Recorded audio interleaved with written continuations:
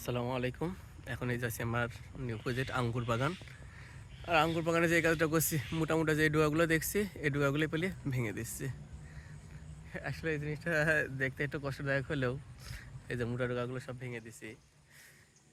এই জিনিসটার উপকার আছে বিধায় এই জিনিসটা করছি। যেমন এই যে সবগুলো দিকে ভাঙা হয়ে গিয়েছে অলরেডি।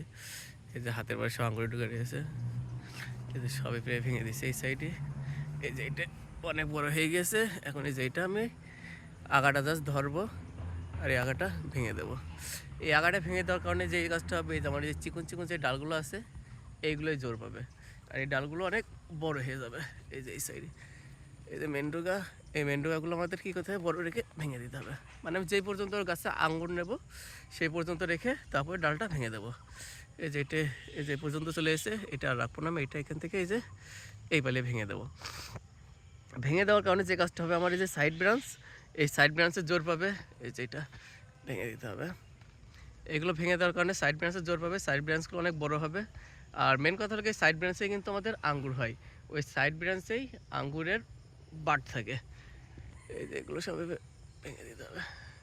আঙ্গুরের শাক যেটাকে বলে এখন তোলা হচ্ছে, এই সাইড ব্রাঞ্চে আঙ্গুরের বাট থাকে, এই জন্য আমরা এই ডালগুলো ভেঙে দিই। ভেঙে দেওয়ার কারণে সাইড ব্রাঞ্চ হবে আর এই সাইড ব্রাঞ্চেতে মূলত আমাদের আঙ্গুর ফল হবে। তো সকলকে ধন্যবাদ ভিডিওটা শেষ পর্যন্ত দেখার জন্য। আর আমাদের যাদের আঙ্গুর বাগান আছে, যে কোনো পরামর্শ যদি লাগে অবশ্যই মেসেজ করবেন, ইনশাল্লাহ আপনাদেরকে পরামর্শ দেওয়া হবে। এটা আমার নতুন বাগান, সবাই দোয়া করবেন। আসসালামু আলাইকুম ওয়া রাহমাতুল্লাহি ওয়া বারাকাতুহু।